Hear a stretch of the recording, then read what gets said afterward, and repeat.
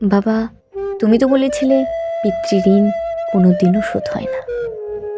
তুমি ২৬ বছরে আমার পেছনে যত টাকা খরচ করেছো, তুমি কি জানো আমি আগামী ২ বছরে সে টাকা তোমায় ফিরিয়ে দিতে পারি। বাবা কিছুটা মুচকি হেসে বললেন, একটা গল্প শুনবি? ছেলেটা কিছুটা অপ্রস্তুত হয়ে গেল, নিচু স্বরে বলল, বলো বাবা, শুনবো। তোর বয়স যখন ৪, আমার মাসিক আয় তখন ২০০০ টাকা। ওই টাকায় সংসার চালানোর কষ্ট বাড়ির কাউকে কখনো বুঝতে দেইনি। আমি আমার সাধ্য মতো সবসময় চেষ্টা করেছি তোর মাকে সুখী করতে। তোকে যে এবার স্কুলে ভর্তি করলাম সেবারই প্রথম আমরা দুজন, আমি আর তোর মা, পরিকল্পনা করেছিলাম আমরা তোর পড়ার খরচের বিনিময়ে কি কি ত্যাগ করব। সে বছর আমি তোর মাকে কিছুই দিতে পারিনি।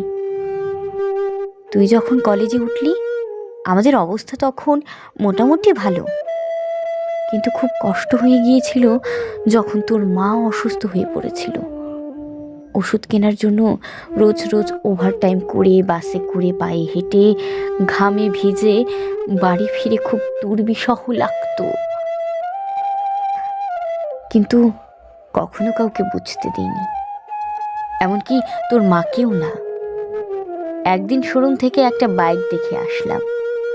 সে রাতে আমি স্বপ্নেও দেখছিলাম আমি বাইকে করে কাজে যাচ্ছি, কিন্তু পরের দিন তুই বায়না ধরলি ল্যাপটপের জন্য। তোর কষ্টে আমারও কষ্ট হয় বাবা। আমি তোকে ল্যাপটপটা কিনে দিয়েছিলাম। আমার তখনকার ১০০ টাকা এখন তোর কাছে ১ টাকার সমান। কিন্তু মনে করে দেখ, সেদিনের ১০০ টাকা দিয়ে তুই তোর বন্ধুদের নিয়ে পার্টি করেছিস, ব্র্যান্ড নিউ মোবাইলে হেডফোন কানে লাগিয়ে সারা রাত গান শুনেছিস, পিকনিক করেছিস, ট্যুর করেছিস, কনসার্ট দেখেছিস। তোর প্রতিটা দিন ছিল স্বপ্নের মতো। আর তোর ১০০ টাকা নিয়ে আমি এখন সুগার মা পাই। জানিস, আমার মাছ খাওয়া নিষেধ, মাংস খাওয়া নিষেধ। কি করে তোর টাকা খরচ করি বলতো? তোর টাকা নিয়ে এখন আমি কল্পনার হাট বসাই। সে হাটে আমি বাইক চালিয়ে সারা শহর ঘুরে বেড়াই, বন্ধুদের নিয়ে সিনেমা দেখতে যাই, তোর মায়ের হাত ধরে তাঁত মেলায় ঘুরে বেড়াই, পাহাড়ে ঘুরতে যাই। বাবারা নাকি খারুশ টাইপের হয়, আমিও আমার বাবাকে তাই ভাবতাম। পুরুষের থেকে পিতা হতে আমার কোনো কষ্ট হয়নি, সব কষ্ট তোর মা সহ্য করেছে। কিন্তু বিশ্বাস কর, পিতা থেকে দায়িত্বশীল পিতা হওয়ার কষ্টটা একজন পিতাই বোঝে।